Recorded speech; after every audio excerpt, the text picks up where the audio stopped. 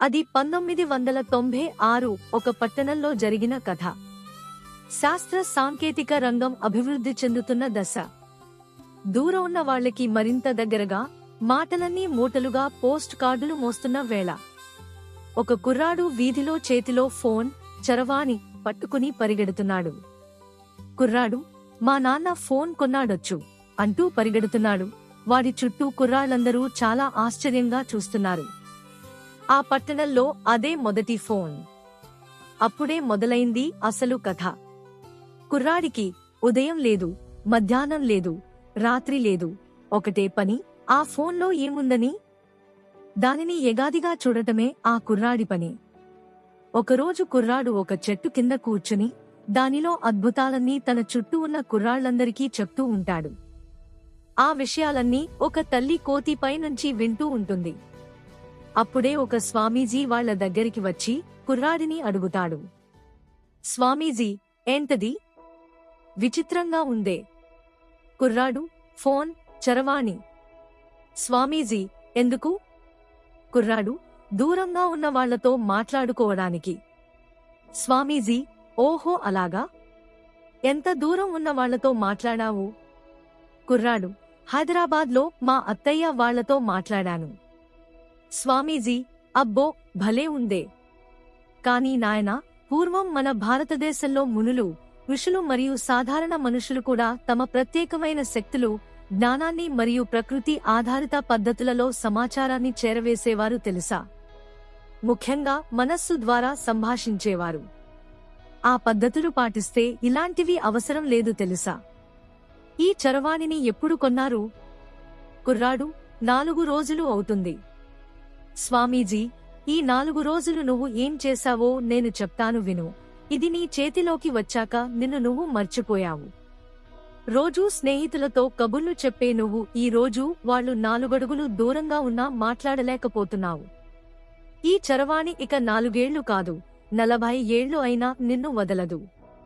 వాళ్లతో కలిసి ఆడుకునే నువ్వు ఈ చెట్టు కింద కూర్చొని దానితో కుస్తీ పడుతున్నావు. నేను భవిష్యత్ చూసే నీ దగ్గరికి హిమాలయాల నుంచి వస్తున్నా. దీని ఉపయోగం ఎంత ఉందో అనర్థాలు అంతే ఉన్నాయి. దీనిని మనం ఉపయోగిస్తే మనం బాగుపడతాం. అదే దీని మాయలో పడి మనల్ని మనం మర్చిపోయామో ఇది మనల్ని బానిసల్ని చేస్తుంది. మనిషి తన శక్తుల్ని, జ్ఞానాన్ని మరియు తన ఇంద్రియ నిగ్రహ శక్తిని కోల్పోతాడు. మనస్సుతో సంభాషించడం మర్చిపోతారు. దూరదృష్టిని కోల్పోతాడు. మన పూర్వీకులు మనకు అందించిన గొప్ప పద్ధతుల్ని మర్చిపోతాం సుమా. జాగ్రత్త అంటూ స్వామీజీ వెళ్లిపోతాడు. ఇదంతా కూడా తల్లి కోతి చెట్టు మీద నుంచి వింటూనే ఉంటుంది. తర్వాత తన ఇంటికి వెళ్లిపోతుంది. ఇంతలో ఒక పిల్ల కోతి తనకి దొరికిన ఒక చరవాణిని ఇంటికి తీసుకొస్తుంది. అది చూసిన తల్లి కోతి భయంగా, తల్లి కోతి, అది నీకు ఎక్కడ దొరికింది? ఆ చరవాణిని దూరంగా విసిరివేయు. అందులో దెయ్యం ఉంది. దాని మాయలో పడితే మనల్ని మనం మర్చిపోతాం. పిల్ల కోతి, లేదమ్మా, అందులో దెయ్యం లేదు. దీనితో దూరంగా ఉన్నవాళ్లతో మాట్లాడుకోవచ్చు, సంగీతాన్ని వినొచ్చు, సమాచారాన్ని పంచుకోవచ్చు.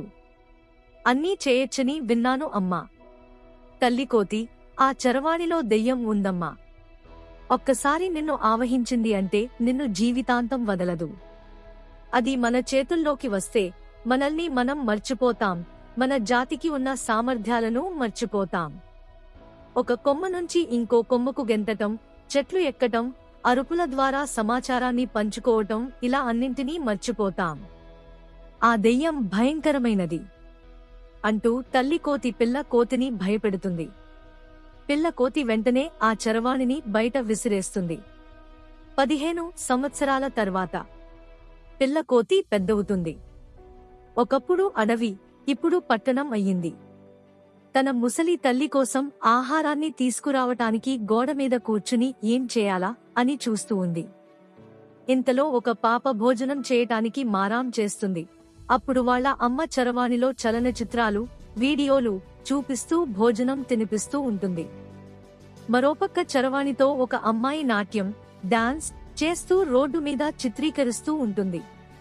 చాలా మంది విద్యార్థులు తల ఎత్తకుండా మరీ చరవాణిని చూసుకుంటూ నడుస్తూ ఉంటారు. ఇవన్నీ పిల్ల కోతి చూస్తూ ఉంటుంది. ఒక వ్యక్తి చరవాణిలో మాట్లాడుకుంటూ రోడ్డు నియమాలు ఉల్లంఘిస్తూ కార్ నడుపుతూ ఎదురుగా ఆగి ఉన్న లారీని ఢీకొట్టి చనిపోతాడు. ఆ చనిపోయిన వ్యక్తి ఎవరో కాదు, 15 ఏళ్ల క్రితం స్వామీజీ మాట్లాడిన కుర్రాడు. చనిపోయినప్పుడు స్వామీజీ మళ్లీ అతని ముందు ప్రత్యక్షమవుతాడు. స్వామీజీ, నాయనా, దీనిని మనం జాగ్రత్తగా వాడాల్సిన సమయం ఆసన్నమైంది.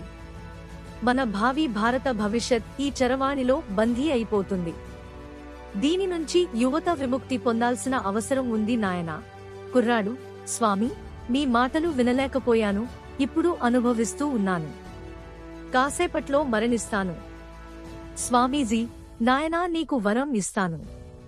నీవు మరణించినా ప్రతి చరవాణిలో నీవు ఉంటావు. చరవాణిలో బందీ అయిన వారిని విముక్తి చేయు. కుర్రాడు, అలాగే స్వామీజీ అంటూ కుర్రాడు మరణిస్తాడు. ఆత్మ మాయమవుతుంది. ఇదంతా చూసిన కోతి పరిగెత్తుకుంటూ వచ్చి తల్లి కోతికి చెప్తుంది. తల్లి కోతి, చూసావా నాయనా, ఈ మనుషులు కోతి దశను దాటుకుని మనిషిగా మారారు. మళ్లీ కోతులుగా మారబోతున్నారు. ఆ స్వామీజీ ఆనాడే ఆ కుర్రాడిని హెచ్చరించారు. మనలాంటి జంతువుల చేతిలో ఆ చరవాణి లేకపోవటమే మంచిది. ఇప్పుడు మనందరం కలిసి ఉన్నాం. ఈ సమాజంలో మనిషిలాంటి కోతుల్ని నువ్వు చూసినా ఆశ్చర్యపోనక్కర్లేదు అంటూ చెప్తుంది.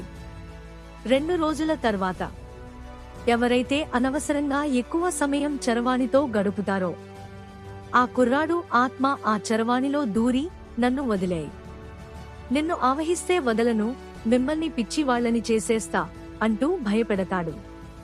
అప్పటినుంచి పిల్లవాళ్లు, పెద్దవాళ్లు చరవాణికి దూరంగా ఉంటూ అవసరానికి మాత్రమే వాడుకుంటూ ఒకరితో ఒకరు సమయాన్ని గడుపుతూ ఆనందంగా ఉంటారు. ధన్యవాదాలు.